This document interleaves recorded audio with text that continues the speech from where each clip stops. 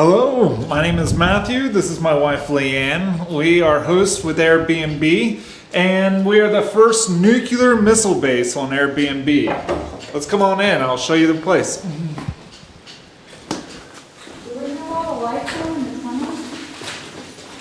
So this was originally the only way to get into this place when I first met Ed back in the early 90s.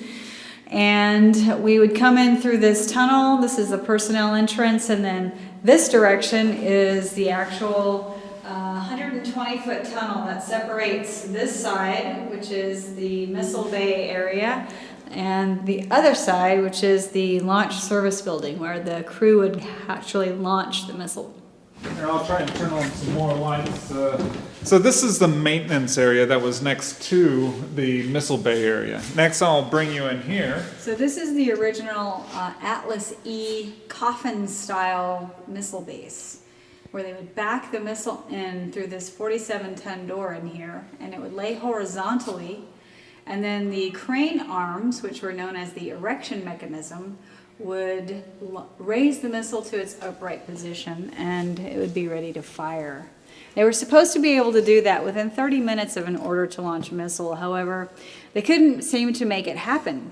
And a lot of the reason for that was because the door, this huge 400-ton door, was on these tracks, and it would often get dislocated from the tracks or just have problems opening in time. Door up above. And the nuclear warhead was positioned between these two brass markers you can see. And here's a photo of it. It was a 4-megaton nuclear warhead. Had 32 times more powerful than what we dropped on Hiroshima and Nagasaki. Few working blast doors. From that era. And it's a good thing that it does work, otherwise it would be very challenging to get in and out of here. So, yeah.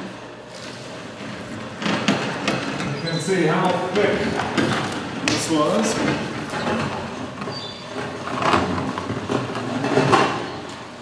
So this is, it's a large garage, basically, but Matthew has been having fun playing with his gym in here, and he has his salmon ladder set up, American Enjoyer style, and some weights and punching bags and ropes and things like that. So he's been using this as a kind of training facility for a while now. These are the crane arms that would erect the missile.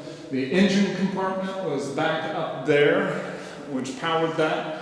But as you can see, all of that has been taken out, and currently I'm just using the crane arms for my punching bag. Yeah, this part right here, this little platform, was built to cover the flame pit, which was where the rocket would send out when it was blasting off. All the flames would be redirected underground outside. It's pretty deep, like, what is that, 18 feet down? More than that. Yeah, it's big. It holds over 1 million gallons of water.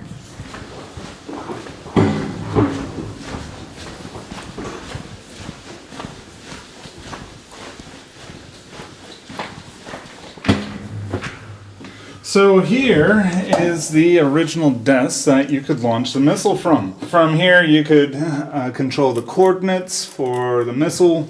You could even open up all the blast doors. Everything could be controlled from these panels.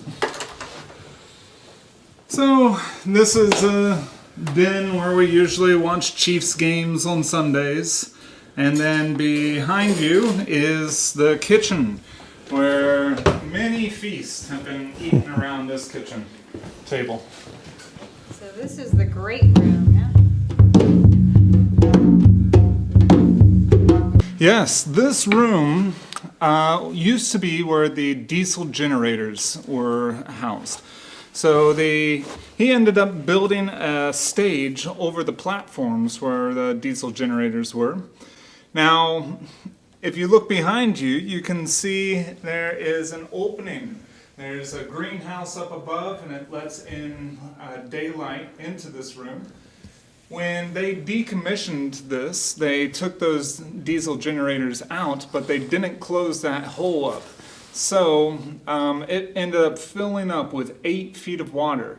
When Ed Payton first found this place, he came in with a flashlight, waterproof flashlight, and swam around and decided, I want to buy this. He saw the potential. He drained out over 1 million gallons of water and then started cleaning it out, wheelbarrow load by wheelbarrow.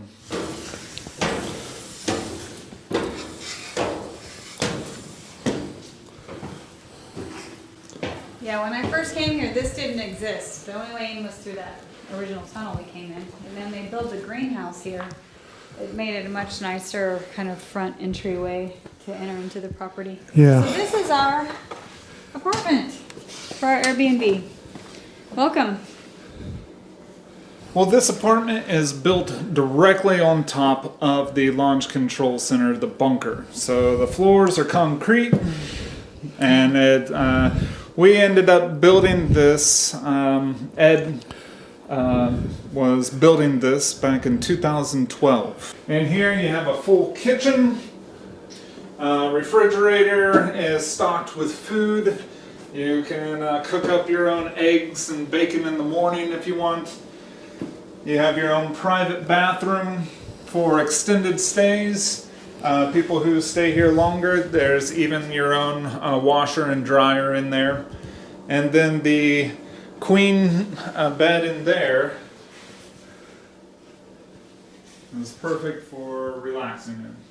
So generally what happens when people come is they arrive here first, and we usually are here to meet them when they arrive. And then we do a tour at first so that people can get familiar with the surroundings and get the whole big picture of things.